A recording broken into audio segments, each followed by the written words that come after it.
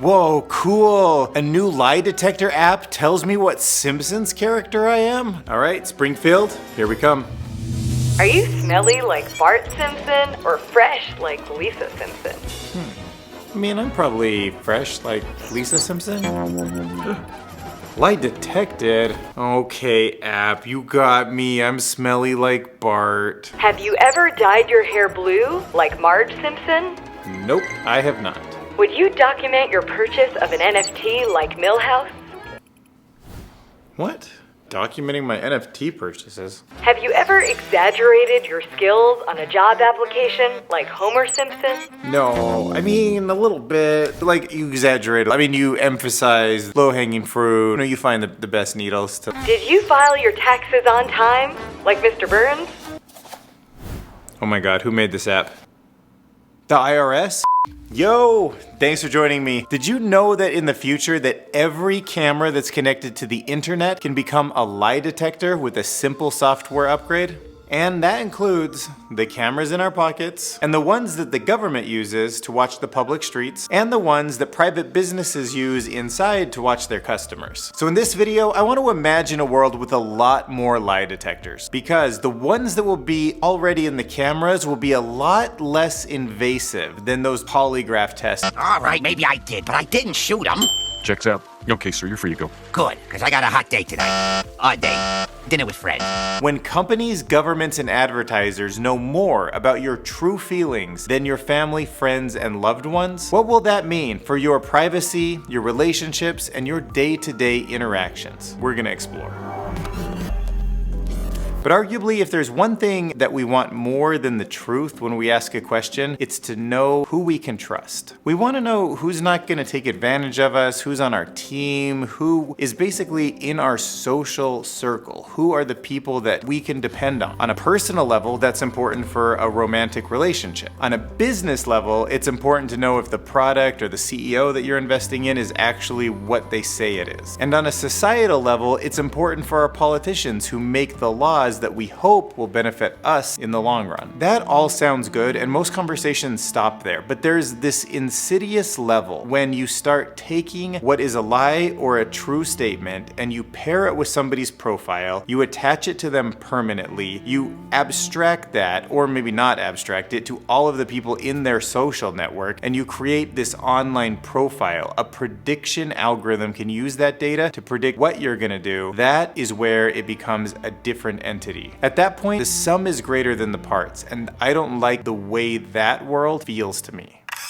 Theory of mind is our ability to predict what someone else is going to do, to place ourselves in someone else's shoes. And symbolic reasoning is the ability for us to use languages. When they come together, they make us incredibly complex liars. And on top of that, we're also essentially hardwired to trust. We're very social, we're very trusting, we're born as babies that can't do much in the world, and we learn to trust the people around us. So we're both expert liars, and we're also very susceptible to people lying. It's a weird combination, and when those two things combine, it becomes very hard to even know what should an artificial intelligence lie detector even be looking for. You lie! I protect! But in this video, I'm using it in terms of like how a polygraph test would be used in a movie. So that would be something where you ask like a protagonist, right? Like, were you there the night of the murder? Or were you blah, blah, blah? Like, did you eat my sandwich? Did you not? So I'm talking about cameras that are connected to artificial intelligence, which allows them to see very subtle patterns in our pupils, our skin, our breathing, our heart rate, and then they pair that with our responses to figure out if we're lying or telling the truth. So one of many use cases I could imagine would be in the future at a restaurant, a server after serving might say, "Hey, did you like the meal? How was your service?" And the person might say, "It was great, thanks." But they might have responded that the service was great, but a camera over in the corner could have been watching the customer's face and have assigned it a very low truth score. In fact, it might have been so low that it classified it as a lie. So it might have been the body language, it might have been the tone of voice, might have been any number of little things that it picked up from the training data. It would be basically impossible even to ask the engineer who trained the system what it saw. So it might have classified it as a lie and then given the waiter a poor performance rating. That second layer, that sum that's bigger than the parts, a company like Facebook might say, oh, we own that. Like, that's our thing that we built because we built all these profiles, right? So if you ever saw that movie Minority Report and you want to build a system that will basically predict crime pre-crime, then in a really straightforward case, like going to the airport, going into a security checkpoint, and having a camera ask me, do you have a weapon? And me saying no, and having it, result in a true answer. And for everybody who comes through, that kind of thing makes me feel safe. Like, I don't mind asking that. I don't mind my profile being permanently attached to that record. And I assume that the government and TSA is where that data should stay, right? That's kind of a closed system, has a use case. I'm okay with that. But I'm okay with that because I feel like it makes me safe. I'm not okay with it in most other aspects of my life because it makes me feel less safe. It makes me feel less in control. All right, and speaking of not being tracked, that brings us to our sponsor, which is nobody. We're not being tracked. So if you could help maybe raise the awareness of this channel in the YouTube algorithm, like making a comment or liking or hitting the subscribe button would be like super cool. Okay, all right, back to the video.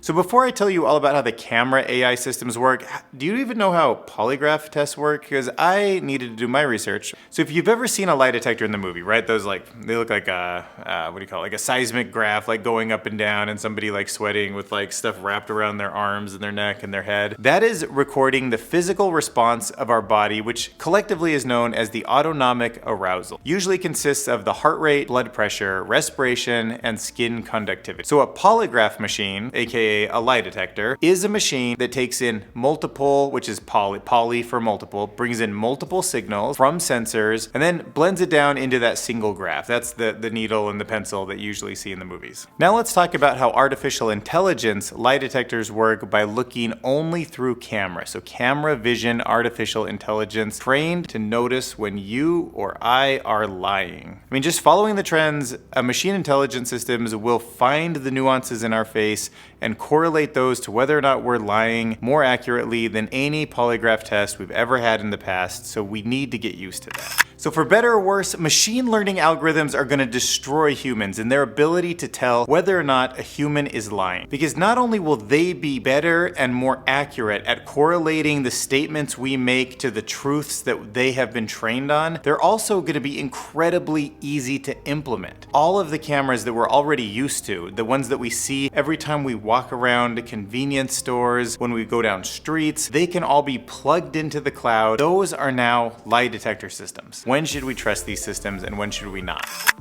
If you do it right, if you have a professional, you put somebody into a polygraph machine, the accuracy is around 80 to 90%. Researchers have also found that the average human probably get it right about 55% of the time. I've already seen the way that a very similar AI has affected radiology. AI vision systems are now more accurate than radiologists in detecting extremely minute patterns in X-rays and CT scans. And I just think there's a lot of parallels between the problems that they solved in radiology with the lie detection problem. For example, a team of researchers in the UK trained an AI tool to help identify hip joints and fractures from radiographs. Physicians were asked to classify more than 3,600 images of hip fractures, but the machine learning algorithm showed better accuracy in its results. Overall, it made the correct diagnosis 92% of the time, as opposed to the physicians who only made the right diagnosis 77.5% of the time, making the machine 19% more accurate than the human. So out of the studies I found, some did perform better than traditional polygraph tests, but some are still struggling. For example, one group of AI experts from Tel Aviv University built a system that was able to tell if somebody was lying with a 73% accuracy, which is slightly lower than the polygraph test, where we talked it was in the 80 to 90 range. So I hate to admit it, but the only future I can really see is all of these cameras with built-in AI lie detection systems, and they're just going to be constantly surveilling us. And they're more mobile, so whether it's a humanoid robot that can walk around and see me with their eyeballs, their cameras, or it's a drone that flies around, I mean, all of these things that are going to become moving in our environment and they're going to be robotic, they're going to have camera vision systems. And why not? One more little aspect doesn't hurt when they send all that information to the cloud anyways. Just check to see if the person's lying. It'll just be funny because we'll look at the robot and kind of deceive them in a very human way, but they'll see right through it, and then they'll probably be programmed to play back because that's what feels very human, and the robots will just be so much smarter than us. And as promised, here is a blue dragon with purple dreadlocks spitting flames into a microphone, as requested in the comment section of the last video by the user Dragon Wisdom. Thanks for throwing me that prompt. And if you guys like this video, you might enjoy our other channels. We also have a Be Curious podcast and a Be Curious reaction channel where we react to some of the cringiest, funniest, and most interesting AI creations on the internet. I hope to see you over there too.